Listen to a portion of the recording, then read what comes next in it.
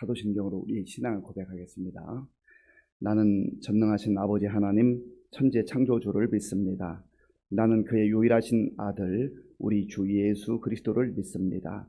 그는 성령으로 잉태되어 동정녀 마리아에게서 나시고 본디오 빌라도에게 고난을 받아 십자가에 못 박혀 죽으시고 장사된 지 사흘 만에 죽은 자 가운데서 다시 살아나셨으며 하늘에 오르시어 전능하신 아버지 하나님 우편에 앉아 계시다가 거기로부터 살아있는 자와 죽은 자를 심판하러 오십니다.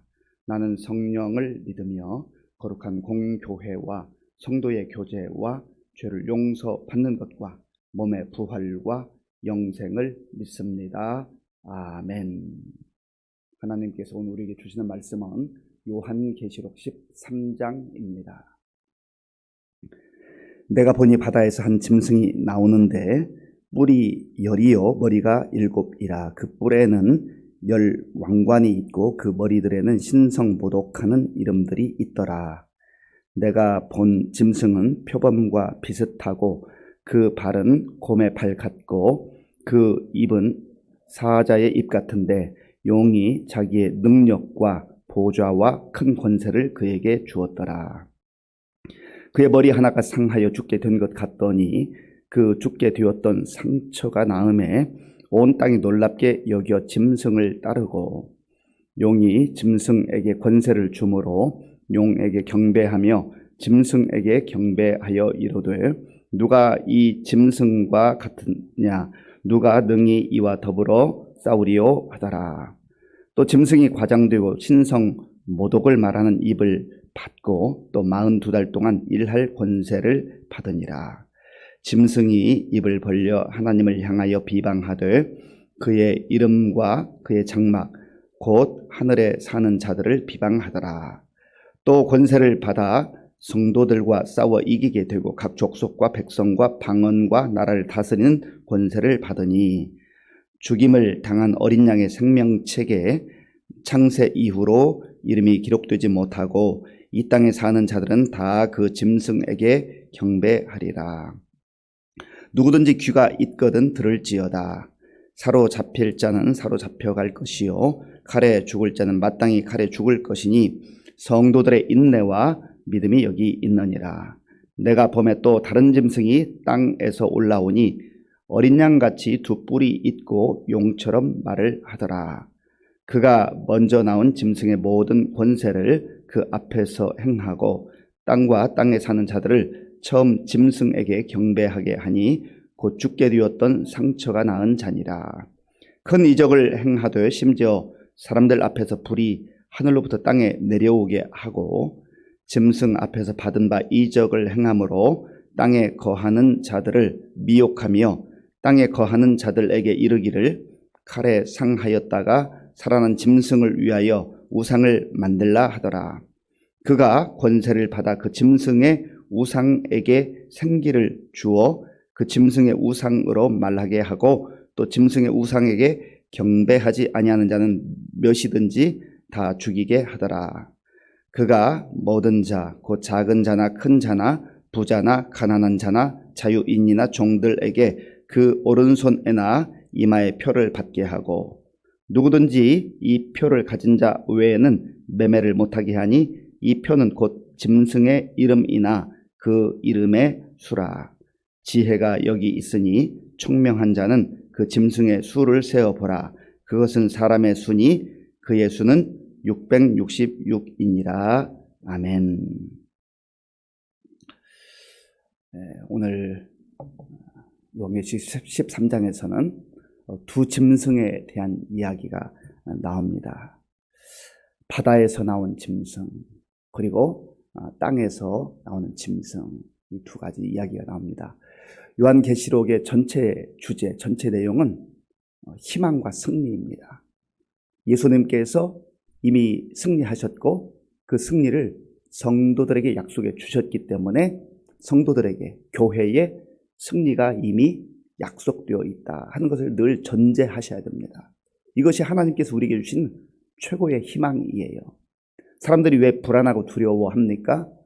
질까봐, 패배할까봐, 망할까봐 두려워하던 것 아니겠습니까? 그런데 우리에게 고난도 있고 역경도 있는 것은 사실이지만 그러나 반드시 교회가 승리한다. 성도들이 승리한다. 하나님께서 승리한다 하는 것을 전제로 우리가 믿고 알고 이 요한계시록을 읽으면 두려워할 게 없다라고 하는 겁니다. 앞으로 살아가는 우리 인생도 마찬가지예요. 요한계시록을 통해서 하나님께서 우리에게 보여주시기를 원하는 것은 예수님의 종말의 때가 가까워 올수록 세상이 요동하게 될 것이다. 예수님께서도 이미 복음서를 통해서 말씀해 주셨잖아요. 그날이 가까워 올수록 나라와 나라가 민족과 민족이 서로 싸우게 될 것, 전쟁이 많이 일어나게 될 것이, 기근이 일어나고 자연재해가 일어나고 이런 일들이 일어날 것을 이미 다 말씀해 주셨습니다. 그러니까 우리가 살아가는 앞으로의 세상, 물론 그리스도인들로서 우리의 삶의 현장 속에서 최선을 다하고 좋은 환경을 가꾸어 가는 것 중요하지만 그러나 앞으로 살아가는 모든 세상은 그렇게 만만하지 않다는 것, 주님의 말씀대로 된다라고 하는 겁니다. 사도 요한이 이 환상을 보고 주의 말씀, 계시의 말씀을 들었던 그 시절도 정말 힘들고 어려운 시절이었습니다. 생명을 내걸고 예수를 믿어야 되던 그런 시절이었습니다. 특별히 네로 황제, 도미티아누스 이런 황제들은 악명이 높은 황제들이었습니다. 그래서 예수 믿는 사람들 얼마나 힘들게 하고 잔혹하게 죽였는지 모릅니다. 그런 상황 속에서 신앙생활할 때 얼마나 불안과 두려움이 엄습하겠습니까?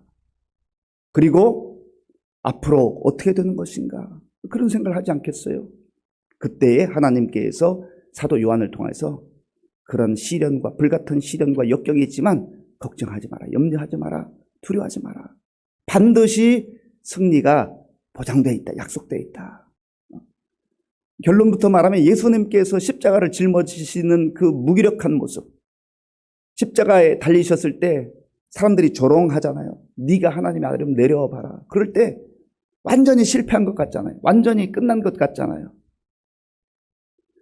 예수님께서 무력해서 힘이 없어서 그대로 계신 게 아니라 우리의 구원의 길을 열어놓으시기 위해서, 우리를 구원하시기 위해서, 우리의 죄 문제를 해결하시기 위해서 예수님이 그 모욕과 수모를 견디신 것 아니겠습니까? 그리고 마침내 죽으셨을 때 예수도 별거 없구나. 사람들이 그렇게 생각하는 거죠. 그런데 사람들은 3일 후를 모른다 그랬죠. 사람들은 아무리 똑똑한 것 같아도 내일 일을 몰라요. 엄청난 지식과 어떤 경험들을 자랑하지만 자기 몸속에서 어떤 일이 일어난지도 모르고 자기 자신의 처지와 또 미래가 어떻게 되는지 내일 일을 예측하지 못하는 것이 연약한 인간의 모습이라고 하는 것이죠. 그래서 겸손하게 상황에 매이지 말고 지금 힘들고 어려운 가운데 있다 해서 절망하거나 두려워하지 말라라는 겁니다. 어제 12장에서는 이제 천하를 어지럽게 하는 그 용에 대해서 우리가 말씀을 묵상했었습니다. 오늘도 같은 연장선상에 있습니다.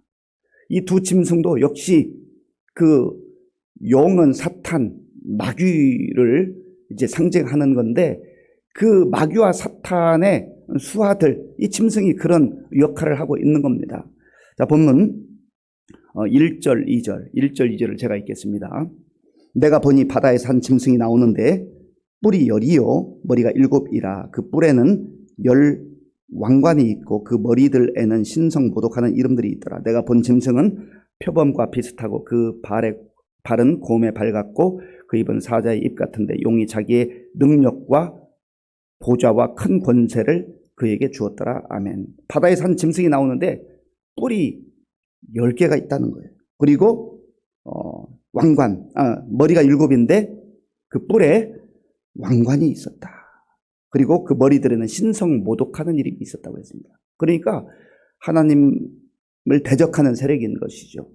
그리고 12장에 나왔던 이 용이 자기가 가지고 있는 능력과 보좌와 큰 권세를 그에게 주었다라 하는 거예요.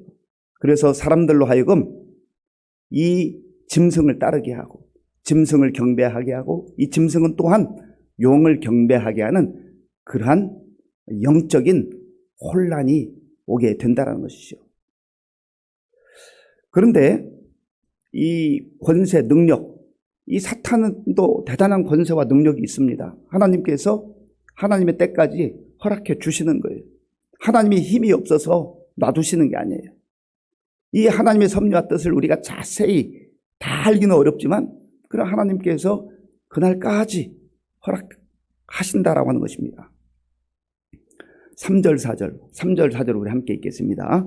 그의 머리 하나가 상하여 죽게 된 것 같더니 그 죽게 되었던 상처가 나음에 온 땅이 놀랍게 여겨 짐승을 따르고 용이 짐승의 권세를 주므로 용에게 경배하며 짐승에게 경배할 이로되 누가 이 짐승과 같으냐 누가 능히 이와 더불어 싸우리요 하더라.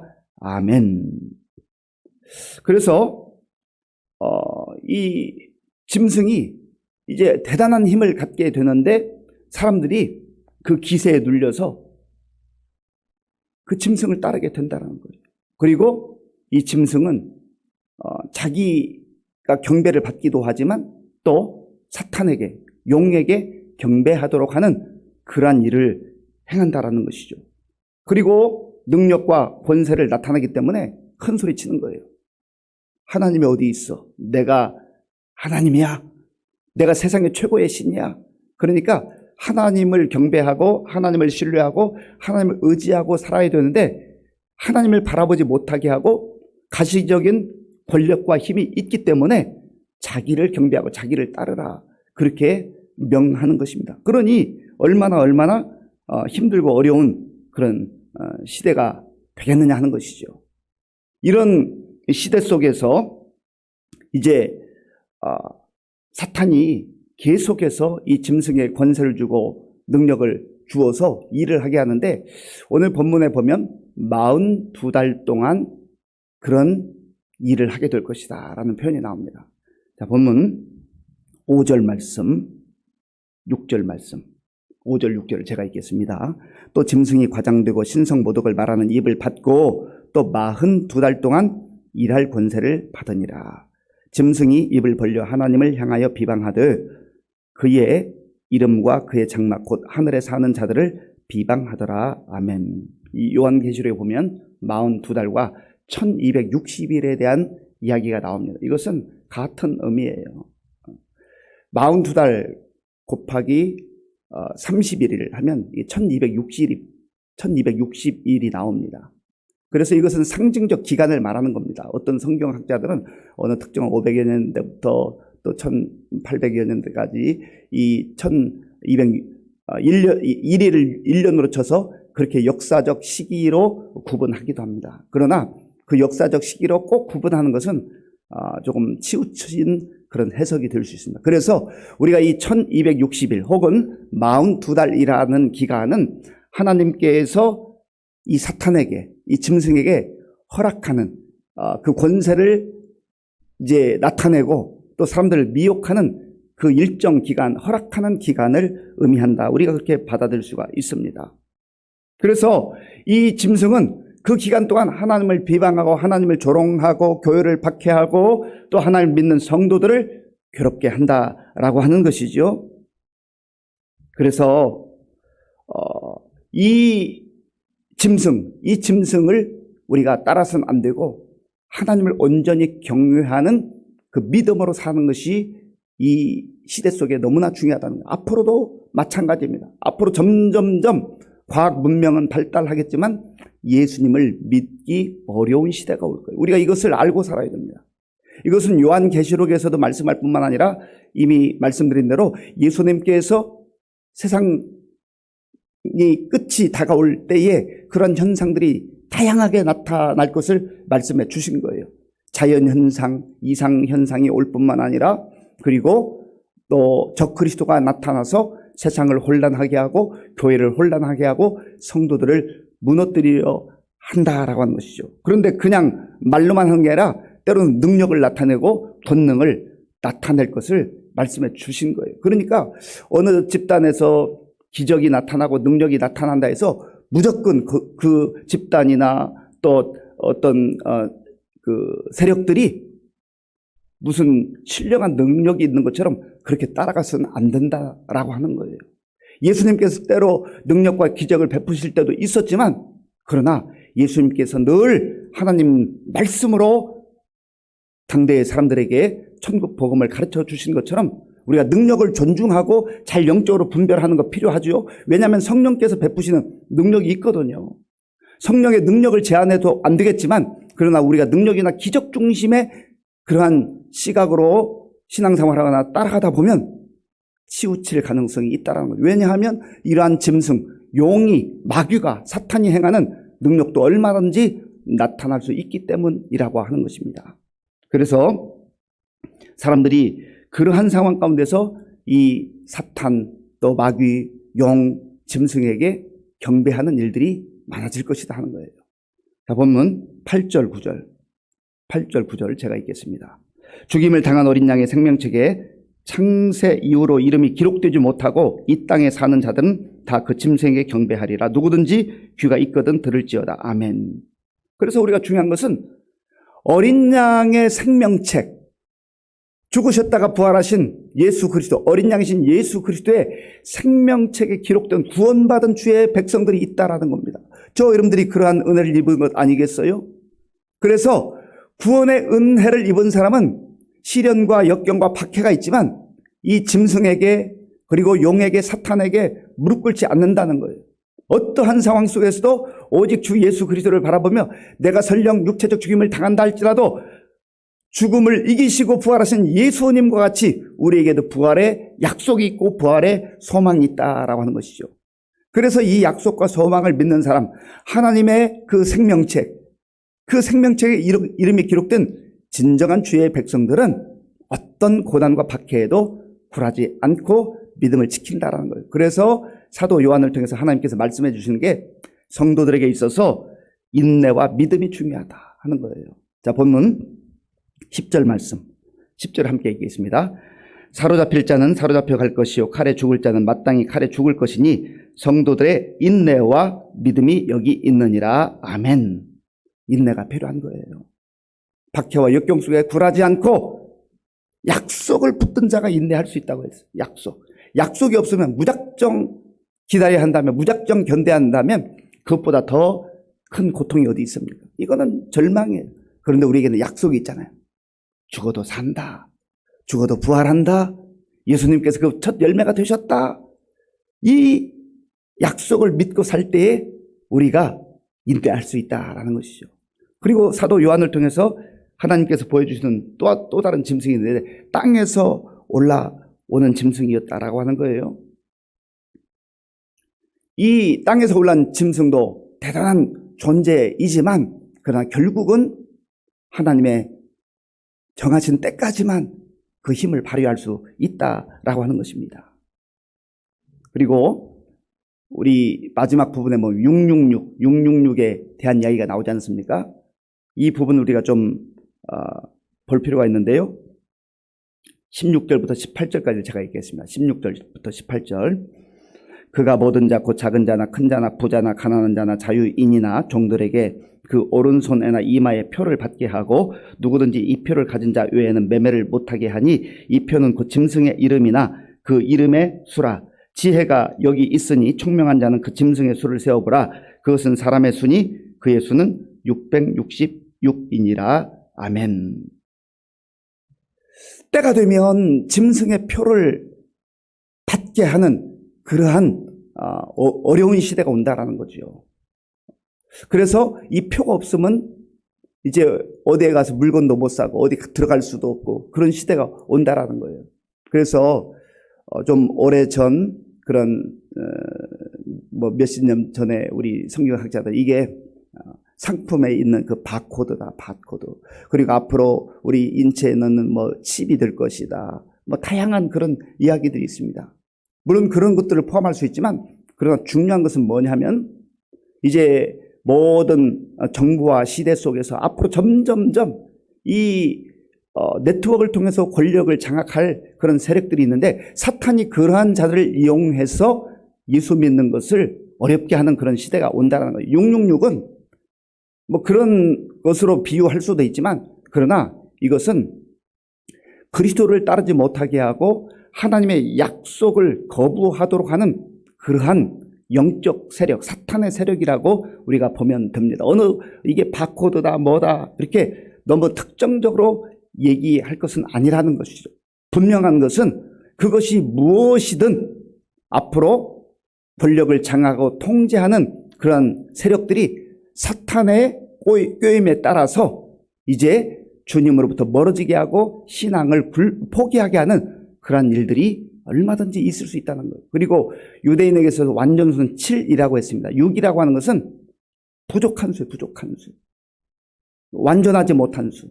그래서 사탄의 세력을 의미하는 겁니다. 그래서 이 666에 대해서도 뭐 다양하게 해석을 하는데 한마디로 말하면 주님을 바라보지 못하게 하고 주님을 따르지 못하게 하는 그런 사탄의 세력이라고 그렇게 이해를 하시면 되는 것입니다. 오늘 우리가 요한계시록 13장을 읽으면서 서두에 말씀드린 대로 앞으로 살아갈 시대를 걱정하고 염려하기보다는 기도하라. 이미 사도 요한이 이 계시의 말씀을 듣고 환상을 보던 그 시절에도 정말 생명을 걸고 그렇게 믿어야 했던 시절이 있어요. 666 헬라, 라틴어 이런 데는 다 그 알파벳의 숫자가 있는데 네로 아주 예수 믿는 사람들을 박해했던 그 네로의 이름을 그 알파벳 숫자를 다 맞춰보면 그 666이다. 또 도미티아누스 황제 그 이름 알파벳으로 해보면 666이다. 뭐 로마 교황이 666이다. 그런 학설들이 있는데 뭐 그게 중요한 게 아니에요. 중요한 것은 우리가 어떤 상황 속에서도 주님이 주신 약속의 말씀 붙들고 믿음으로 끝까지 견디는 것이 중요하다는 거예요. 왜냐하면 우리는 하나님 나라의 생명책에 이름이 기록되어 있는 사람들입니다. 이 믿음 가지고 굴복하지 말고 인내하면서 하나님께서 부르시는 그날까지 꿋꿋하게 믿음의 여정 계속할 수 있는 저와 여러분들이 될 수 있기를 바랍니다. 아버지 하나님 감사합니다. 우리가 요한계시록을 읽다 보면 때로 불안한 마음과 두려운 마음이 있지만 그러나 하나님께서 요한 시대에 그리고 오늘 이 시대에 앞으로 다가올 시대에도 동일하게 주시는 말씀은 예수님께서 승리하셨음을 그리고 그 승리가 교회와 성도들에게 약속되어 있음을 믿고 인내하라고 하셨사오니 이 믿음 가지고 어떠한 상황 속에서도 절망하지 않고 낙심하지 않고 꿋꿋하게 믿음으로 나아가는 우리 모두가 될 수 있도록 인도하여 주시옵소서. 예수님의 이름으로 기도하옵나이다. 아멘. 주기도문으로 예배를 마치겠습니다. 하늘에 계신 우리 아버지, 아버지의 이름을 거룩하게 하시며 아버지의 나라가 오게 하시며 아버지의 뜻이 하늘에서와 같이 땅에서도 이루어지게 하소서. 오늘 우리에게 일용할 양식을 주시고 우리가 우리에게 잘못한 사람을 용서하여 준 것 같이 우리 죄를 용서하여 주시고 우리를 시험에 빠지지 않게 하시고 악에서 구하소서. 나라와 권능과 영광이 영원히 아버지의 것입니다. 아멘. 먼저 광고 한 말씀을 드립니다. 오늘 청운교회에서 용천로에 통일 리더십 포럼이 있습니다. 함께 참여하기 원하는 분은 우리 교회에서 7시 반에 출발하니까 교회로 7시 반까지 와주시기 바랍니다. 오늘 우리에게 주신 말씀을 생각하며 기도할 때 하나님의 약속을 우리 마음에 새기고 우리는 하나님의 구원받은 자녀들이고 생명책에 그 이름이 기록된 영광스러운 존재인 걸 알고 이 믿음 가지고 어떤 상황 속에서도 우리가 믿음으로 승리케 하여 주시옵소서. 사탄이 혼란스럽게 하고 또 하나님을 믿지 못하게 하는 그러한 지금이기도 하고 앞으로도 그런 시대가 될 터인데 우리가 영적으로 이걸 알고 살면 얼마든지 승리할 수 있습니다. 이 말씀 붙들고 기도하시고 또 나라와 민족을 위해서 우리 교회 성도님들과 또 특별히 연로하신 어르신들, 환우들, 다음 세대를 위해서 기도해 주시기 바랍니다.